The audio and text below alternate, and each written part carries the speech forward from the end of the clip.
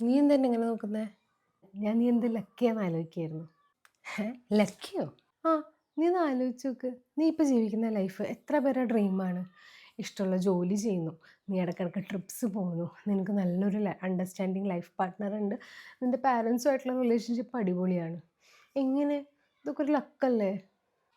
അപ്പം നീ പറയണത് ഞാൻ സ്കൂളിലും കോളേജിലും പോസ്റ്റ് ഗ്രാജുവേഷനൊക്കെ കഷ്ടപ്പെട്ട് പഠിച്ചതും ഇൻ്റർവ്യൂവിൽ 5-6 റൗണ്ട് ഇൻ്റർവ്യൂ പ്രിപ്പയർ ചെയ്ത് അറ്റൻഡ് ചെയ്ത് ജോലി കിട്ടിയതും ലൈഫ് പാർട്ട്ണറിൻ്റെ കാര്യം അവരുടെ ഇഷ്ടങ്ങളും അനിഷ്ടങ്ങളും മനസ്സിലാക്കി എൻ്റെ ഇഷ്ടങ്ങളും അനിഷ്ടങ്ങളും എന്താണെന്ന് ഞാൻ ആളെ പറഞ്ഞ് മനസ്സിലാക്കി ഒരു മ്യൂച്വൽ അണ്ടർസ്റ്റാൻഡിങ്ങിലും മ്യൂച്വൽ റെസ്പെക്റ്റിലൊക്കെ റിലേഷൻഷിപ്പ് മുന്നോട്ട് പോകുന്നതും പാരൻസിൻ്റെ ബുദ്ധിമുട്ടുകൾ മനസ്സിലാക്കി ഞാൻ പെരുമാറിയും എൻ്റെ ബുദ്ധിമുട്ടുകൾ എന്താണെന്ന് പാരൻസിനെ പറഞ്ഞ് മനസ്സിലാക്കിയും ഒക്കെ അവരുമായിട്ടുള്ള റിലേഷൻഷിപ്പ് നല്ലോണം പോകുന്നതൊക്കെ ലക്കാണെന്നാണോ? ആ, പിന്നെ ട്രിപ്സിൻ്റെ കാര്യം മന്ത്ലി കിട്ടുന്ന ശമ്പളത്തിൽ നിന്ന് സേവ് ചെയ്ത് കഷ്ടപ്പെട്ട് പിടിച്ച് ഒരു 3-4 മാസം കൂടുമ്പോൾ ഒരു ട്രിപ്പ് പോകുന്നതും ഇതൊക്കെ ലക്കാണ്.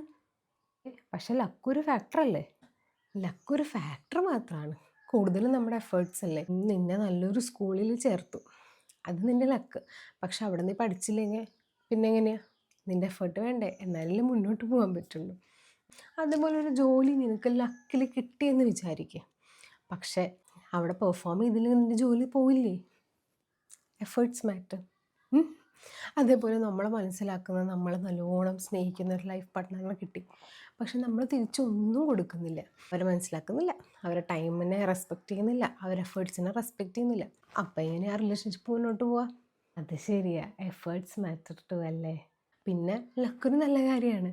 നമ്മൾ ചെയ്യുന്ന നല്ല കാര്യത്തിന് യൂണിവേഴ്സ് തരുന്ന ഒരു റിവാർഡാണ് ലക്ക് എന്നാണ് ഞാൻ വിശ്വസിക്കുന്നത്.